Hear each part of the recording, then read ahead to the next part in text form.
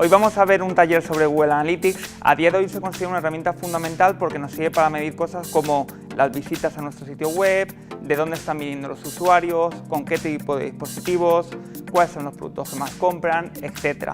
Con lo cual nos ayuda a tener una visión a nivel de negocio de cómo funciona nuestra página web o nuestro activo digital.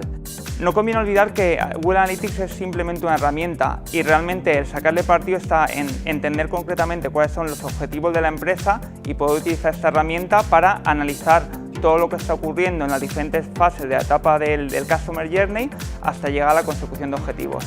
Espero que la clase sea de interés y os animo a aprender sobre Google Analytics.